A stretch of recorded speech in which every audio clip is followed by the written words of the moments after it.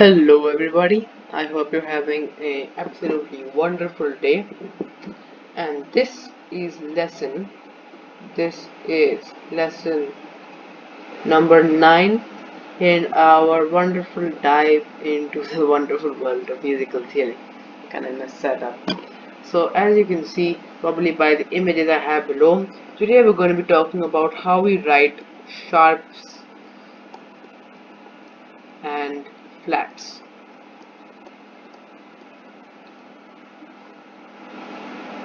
So, sharps and flats.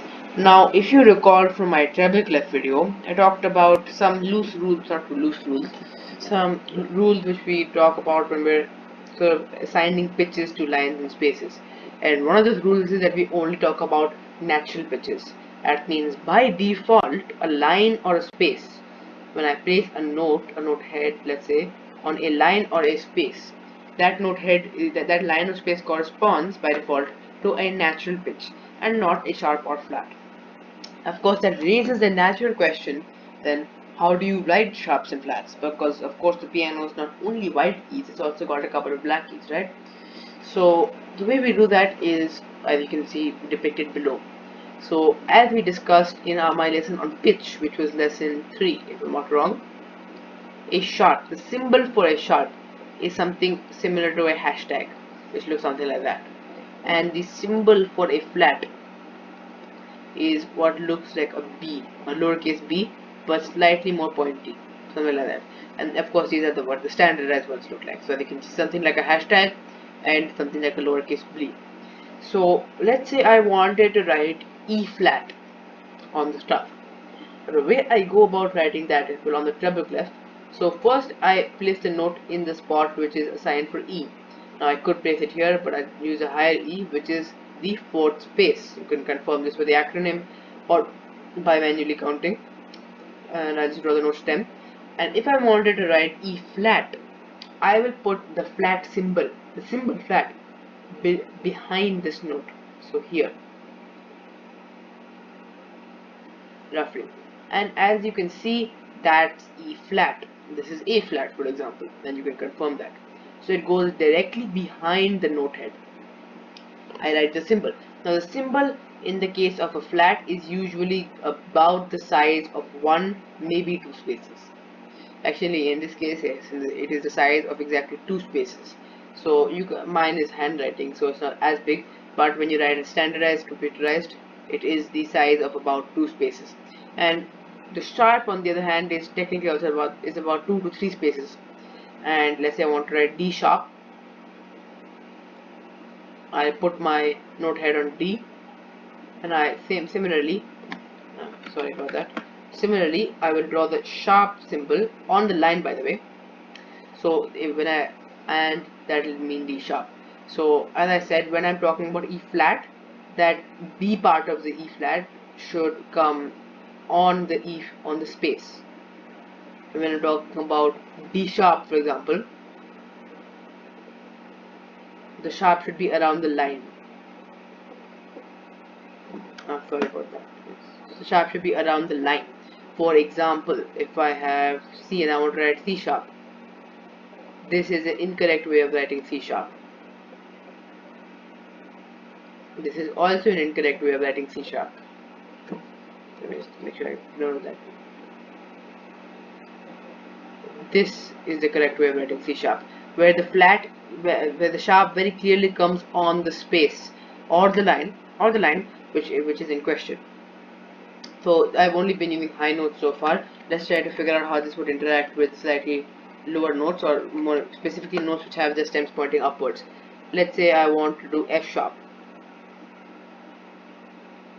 So I will write F, and I will put the sharp once again behind the note head, regardless of the orientation. The sharp or flat always comes behind the note head, and here I write it like this. Once again very clearly on the space, because that's where the note head is placed, and a nice and big flat, a nice and big sharp symbol behind the note, F sharp. Similarly, what about A flat? Well, it's right there for you, but in case you want me to draw it, I can do that as well. It's too long, my bad. And you can write A flat like this. relatively. Of course, that's a better depiction of what it looks like when it's computerized. And this is how you do it. Another thing pertaining to the size of these symbols, as I said, flats about 2 spaces, sharps 2 to 3 spaces. Once, just to give you an idea, this is not how you write C sharp. This is also not how you write C sharp. This is generally how you write C sharp.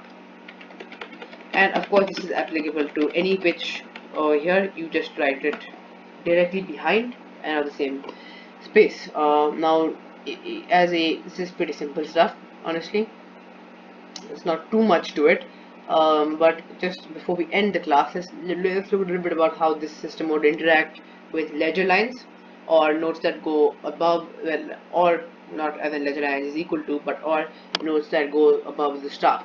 So let me place a high G here. And I don't use the, remember, I don't use the ledger line up on top of the G because I don't need to, for the rules we discussed.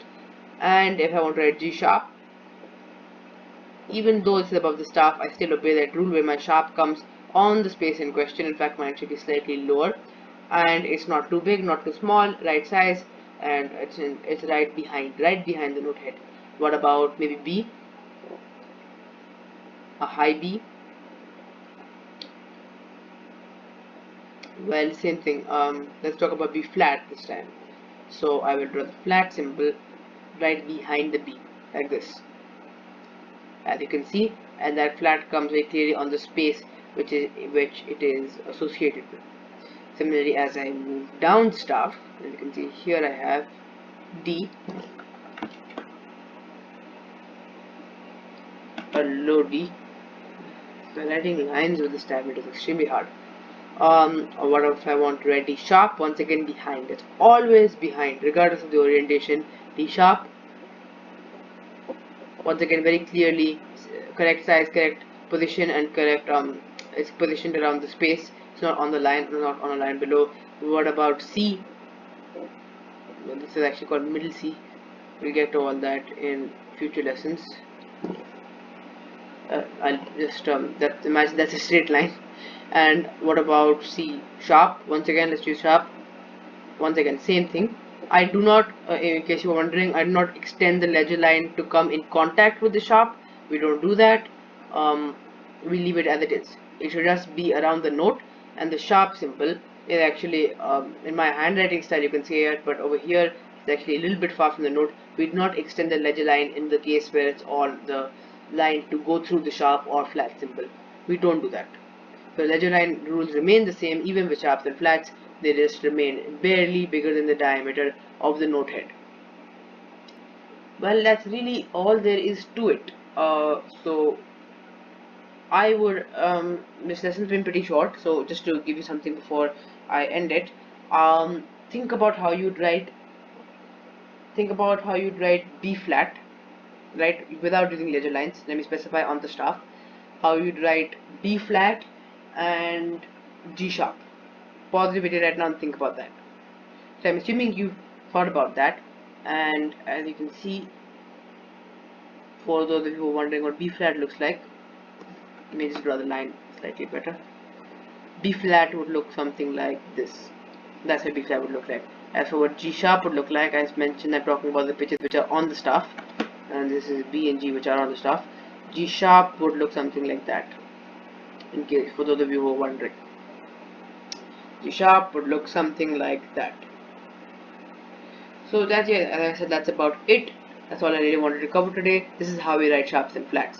So if you ever see, as of now, I want to stress that if you ever see a note just there, just lying there without a symbol next to it, it is a natural note. It belongs to a natural pitch. It's a natural pitch. Again, as of now, we've not got into key signature yet. You don't have to worry about. But if you do happen to see a symbol sharp or flat next to it,